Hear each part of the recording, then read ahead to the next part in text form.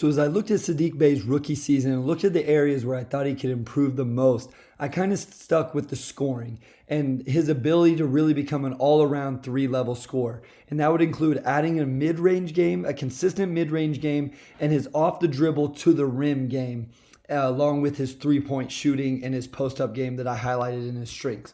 So we're going to start with the mid-range game. He shot 33% on shots between 10 feet and the three-point line this past season. And so I'm going to highlight some of the shots I think he has to be able to make for this team and for him to take his game to the next level.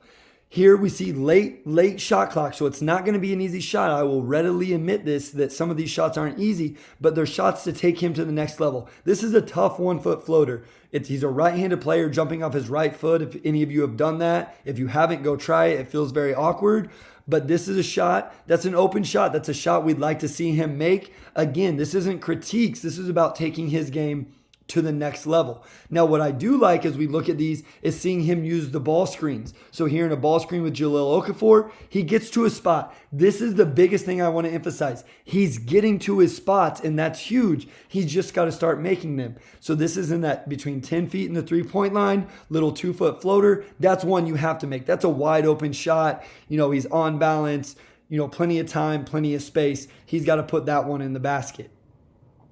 Here as we move forward, he's going to catch. I love this. Again, using the ball screen. Jab steps Tobias Harris into the ball screen and then refuses it.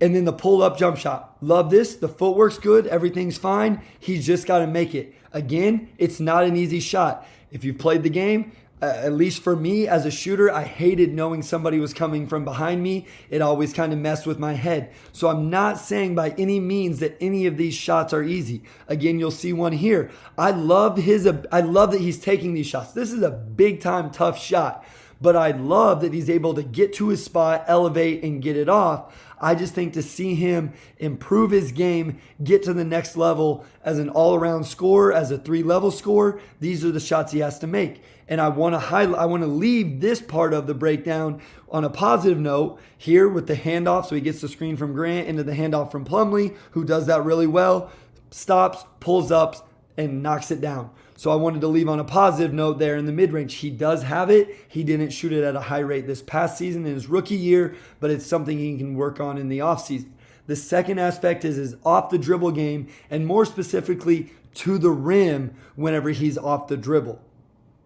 So in this first clip, I highlighted this in his strength that I like to see him turn these drives into post-ups. I like that. I like players that can do that. But here he has a bigger defender on him. And as we'll see in the future clips, he can break his man down and go by. I'd like to see him square Tobias Harris up and try to attack him off the bounce, like go by in a straight isolation. Because as you see, trying to post up Tobias Harris, a bigger defender, didn't work out well. I just don't know that he has the confidence in his off the dribble game. Here we'll see him in transition, and this is where he struggled a little bit. At the rim and transition, just can't really play through all the traffic, looked a little awkward, and short arms it.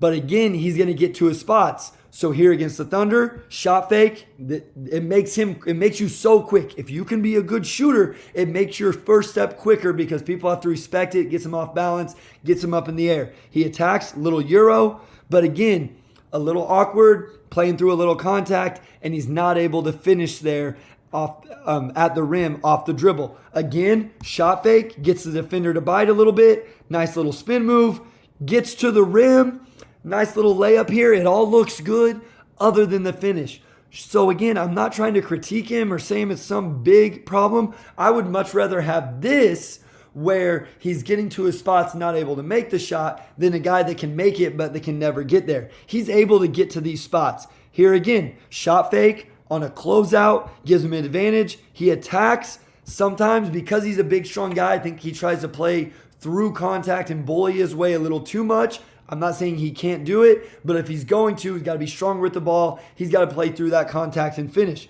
Here, some great wiggle to his game. So he's going to attack to his left, go between the legs, stop. But again, trying to play through that contact and kind of bully the defender, isn't able to finish. So what I want to really emphasize is it's about just the finish. It's great that he can get where he is getting to. That's the first aspect and sometimes the hardest aspect.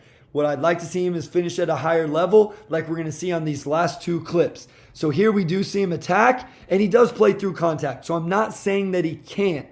I'm just saying he has to do a better job of it, playing through that contact and finishing. And then again, using a ball screen. I would love to see more of this. I think the Pistons can do all sorts of fun things with their personnel as these guys continue to improve in ball screen situations. Attacks to the baseline, gets all the way to the rim, nice little step, and finish. So as we look and recap where the areas I think, not critiquing Saddiq Bey, but where I think he can take huge improvements to improve his all-around game, his all-around scoring ability. It's in that mid-range efficiency and his off the dribble, more specifically his off the dribble actually finishing when he gets there.